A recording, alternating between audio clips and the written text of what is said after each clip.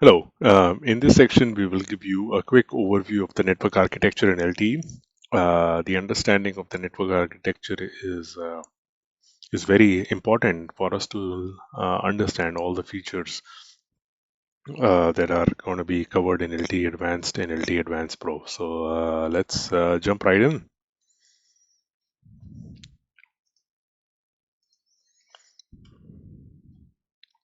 On a high level, the network architecture in LTE is composed of two parts. You have the EUTRAN or the radio access network here, represented by this oval shape. And then you have the evolved packet core, which is called EPC, represented here. And there is bidirectional communication between each of them, between both of them actually. And the radio access network is the piece of the network that directly interacts with a user equipment, or UE, as it's called in LT terminology, and all the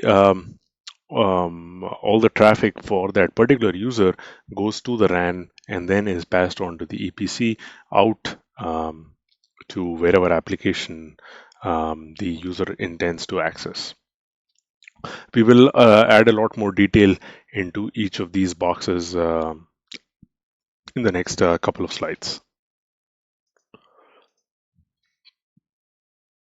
So here we have put down the architecture of LTE in a lot more detail here. So there are the two boxes that we talked about in the previous slide. You have the EUTRAN, or the radio access network, and then you have the evolved packet core, or the EPC. Within the EUTRAN, as you can see, you have multiple eNodeBs that are able to talk to each other via the X2 interface. Again, this X2 interface is the interface that is used by eNodeBs to talk to each other and share signaling and control plane messages, and also user plane data traffic, as we will see with some of these new features. The eNodeB directly connects to a user equipment or a mobile phone or a LT terminal, however you want to call it. And all the communication happens over the UU interface, which is the name of the interface or the link on the air interface side. And then you have the eNodeB that talks to your MME, or the mobility management entity, over the S1C protocol, and well, actually S1AP protocol, but on the S1C interface. The MME in turn talks to the HSS over diameter protocol, using diameter as a protocol, and then this interface is called the S6A interface. The MME is also responsible for talking to the S11 interface, which connects to the serving gateway, and the serving gateway interacts with the packet gateway via the S5 interface. The eNodeB and the S gateway are connected by the S1U interface, and the P gateway connects to the external network. In this case, it's the internet via the SGI interface. So one quick thing to point out is you probably notice that there some of these arrows are solid, like here, whereas some of these are broken arrows, as is depicted in this legend. And the reason for that is all these solid arrows actually depict a user plane interfaces, whereas you can have you have on the broken arrows, you have control plane signaling happening. With the exception of here X2, where you can have both control plane and user plane riding on this interface. So just keep that in mind. I'm sure this picture is already familiar to you based on other LT courses you have taken, but just wanted to refresh um, your concepts regarding the architecture. Let's take a little deeper dive into each of these boxes, starting off with the EUTRAN, where EUTRAN has the eNodeBs, and the eNodeBs are responsible for the following functions here. Radio resource management, so managing the spectrum resources is the responsibility of the eNodeB, and the eNodeB does that by it has something that's called a scheduler. Um, and that scheduler, as more and more users come in, it is able to schedule these resources and thereby perform the radio resource management. We also want the eNodeB to take care of all the synchronization and interference control by talking to the other eNodeBs, as well as scheduling different users within that given eNodeB, so that they don't interfere with each other or interfere at the bare minimum. The eNodeB is also responsible for selecting the MME from either a pool of MMEs or a given MME. If there is only one, then it's simple, it's a one-to-one relationship. But you can have multiple MMEs, in which case there is a one-to-one relationship between the eNodeB and the MME. Technically speaking, there is a SCTP association, stream control transmission point association between each eNodeB and MME. So, in case there are multiple MMEs, eNodeB is also responsible for routing of user plane traffic to and from the serving gateway. So, you have this solid arrow here, and you route all the traffic for that given user to the serving gateway and from the serving gateway back to the user, depending on if it's uplink or downlink. The MME is also responsible for encryption and integrity protection of user data. So, encryption and integrity are two specific and different concepts. Encryption is where you ensure that the data is not compromised. Nobody can sniff, and you do that by using some security keys. And integrity protection is where you have a means of making sure that the data that you transmitted is actually the data that's received, and you do that using a certain concepts in LTE related to ACK and NAC and those kind of things, and those again happen at the eNodeB level. And IP header compression is where you perform IP header compression to increase your network capacity and increase your link budget in certain cases of poor coverage.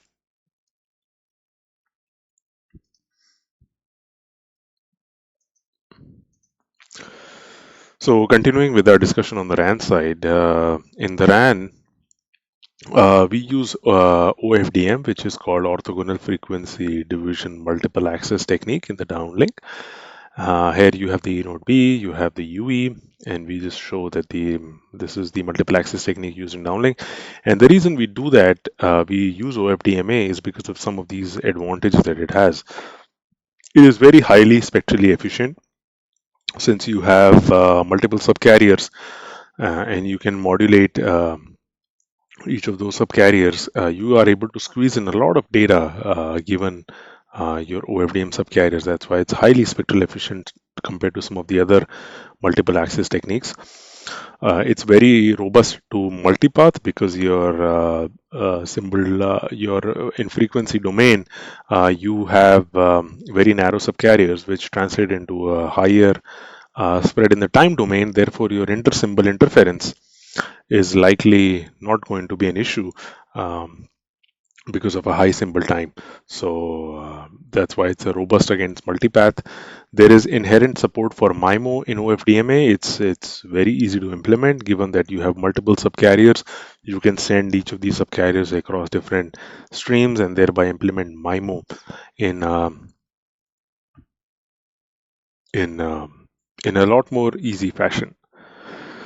So we also have a time and frequency allocation flexibility that is also offered by OFDMA, because you have these subcarriers, and these subcarriers are in the frequency domain, but you can also schedule users on the same subcarrier, as long as they are at two different time slots. So there is another dimension here where you are able to allocate resources in both time and frequency domain. That's a very big advantage of OFDMA.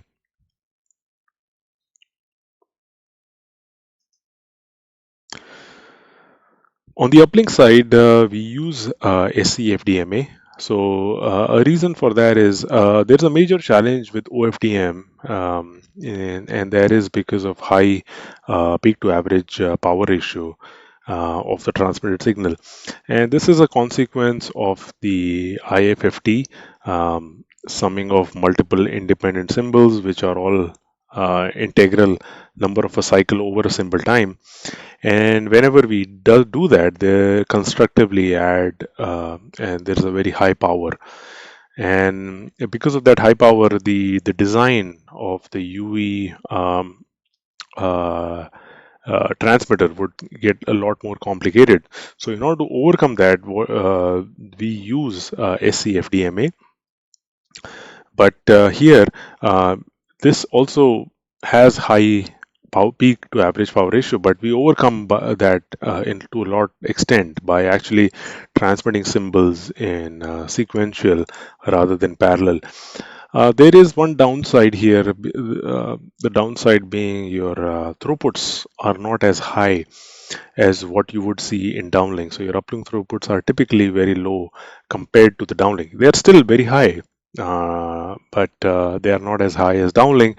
And part of the reason is how this processing happens in the SCFDMA. But actually, it has more benefits in the sense that we get a better cell edge performance. Due to a relatively low peak to average power ratio compared to an OFDM. So you're able to maintain a decent level of SINR even though you are a little farther from the site from your eNodeB. So that's one advantage of SCFDMA.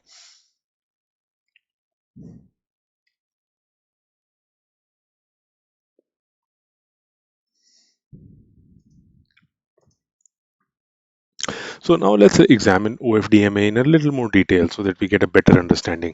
So there exist obviously several multiple access techniques in wireless communications. You have TDMA, where you divide all your channel in time slots, and you allocate your entire frequency to a given user across different time slots. So you have the frequency here on the y-axis, and you have time.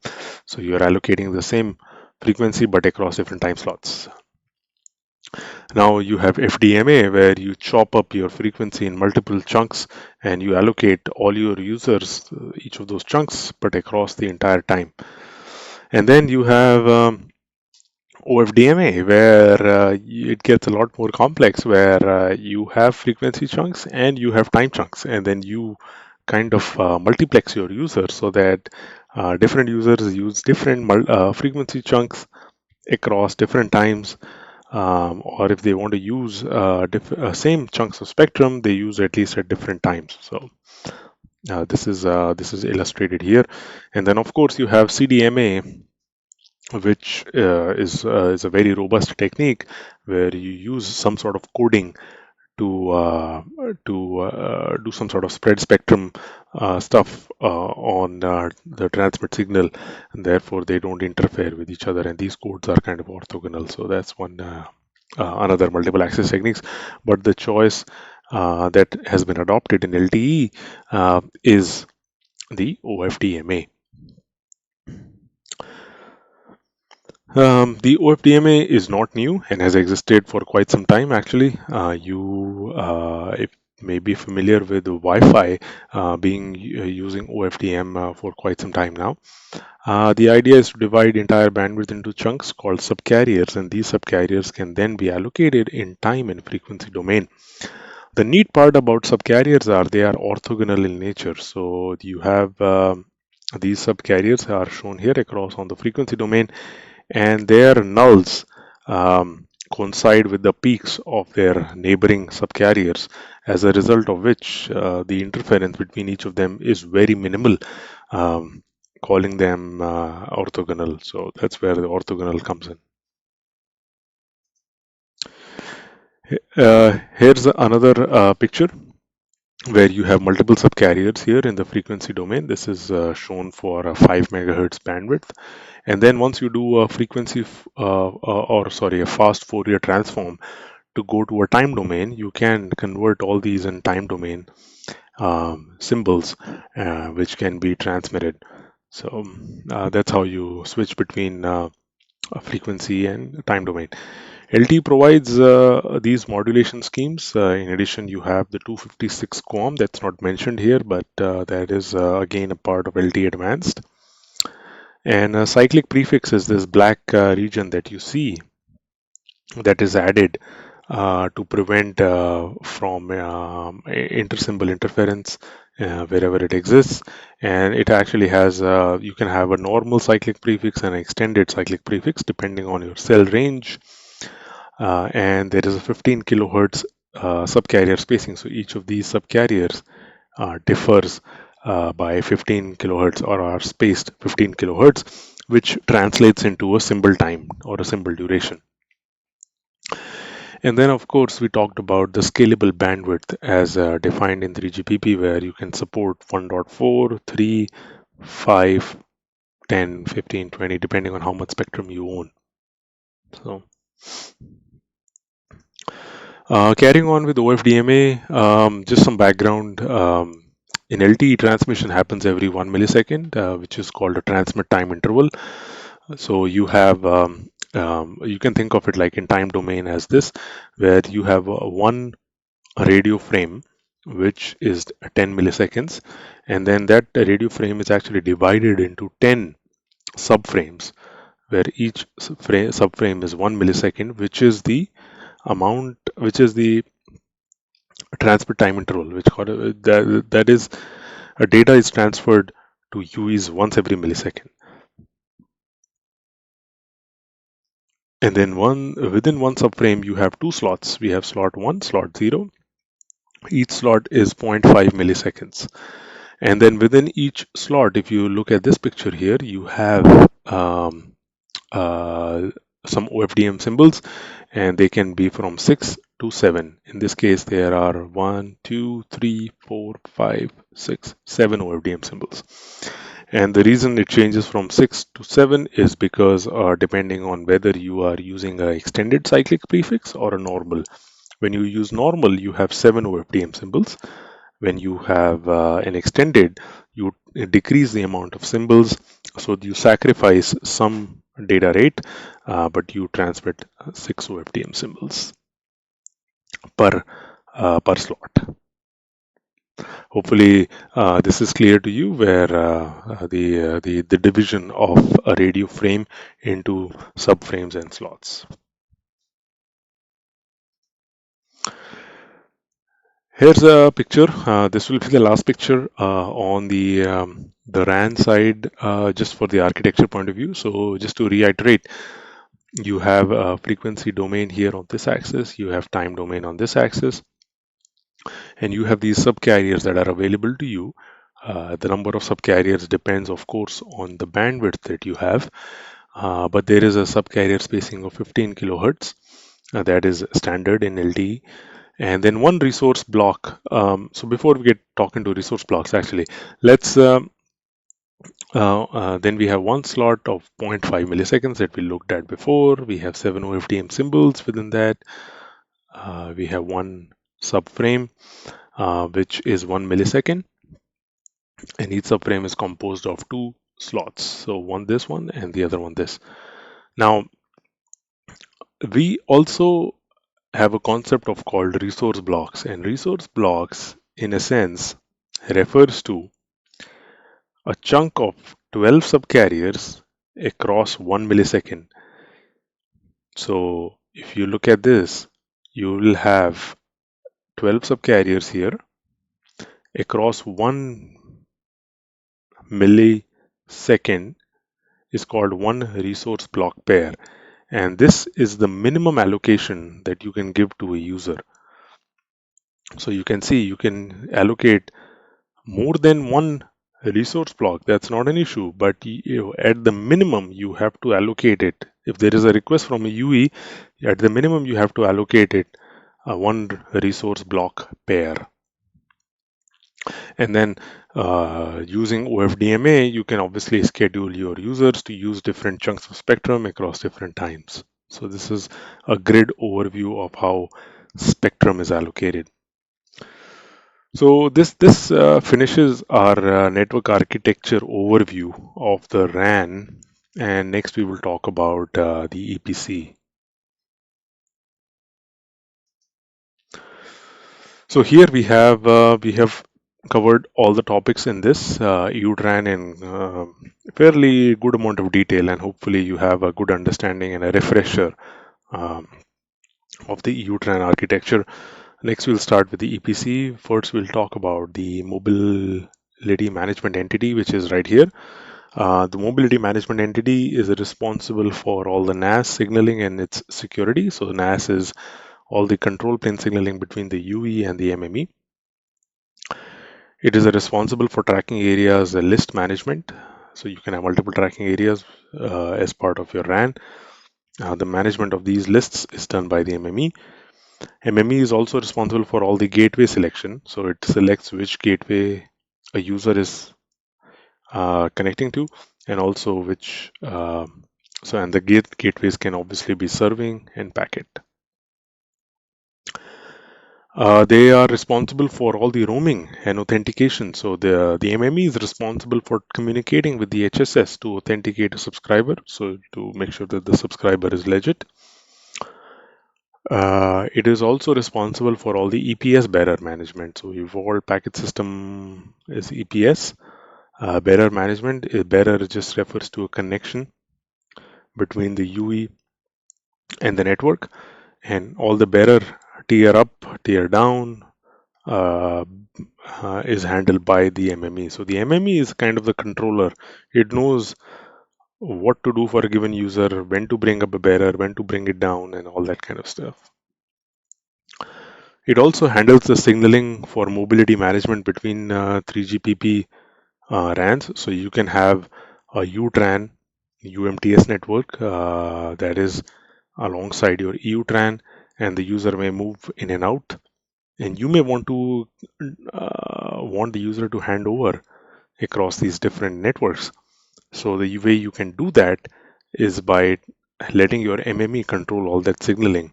So the MME would talk to the MSC that is handling your EUTRAN network and would manage all the signaling in that case. The good news is with LTE Advanced and LTE Advanced Pro, nothing has changed actually on the EPC piece. I just wanted to give you a good overview of the different network elements before we delve deeper. But all the changes that we'll be talking about are happening in this box. So if you still have some doubts, I would recommend doing some more reading on the EUTRAN before you go any further.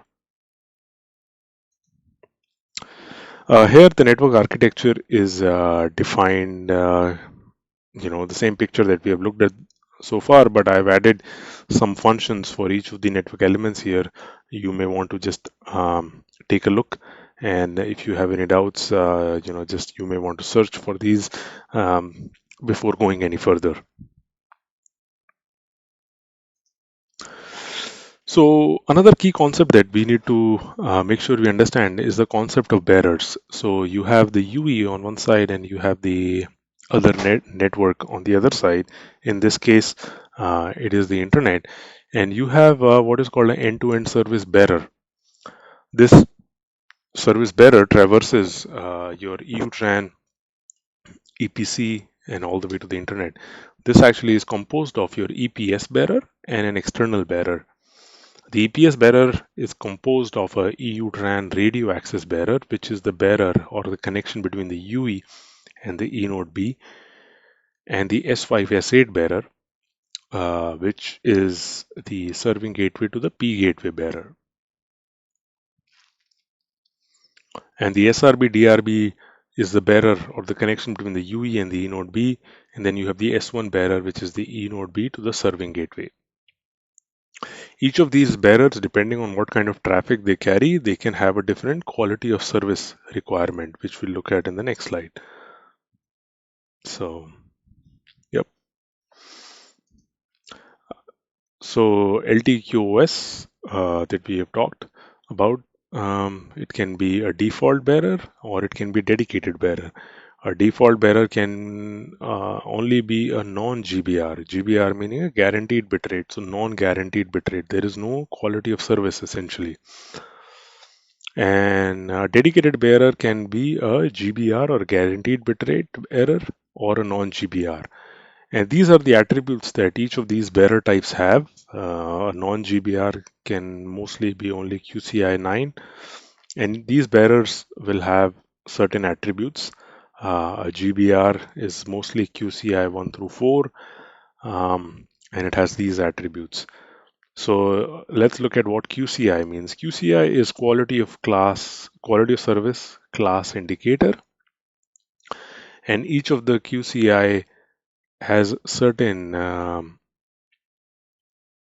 attributes that need to be met at the bare minimum. So, for example, QCI1 is a guaranteed bitrate bearer with the priority number 2 with a packet delay budget of 100 milliseconds. A allowed packet loss is 10, and an example service that may use QCI1 is a VoIP call or a VoLTE call. So this wraps up our architecture overview. I hope you have refreshed all the architecture concepts in LTE. And next we will start talking about the LTE advanced features in the next section. So see you in the next section.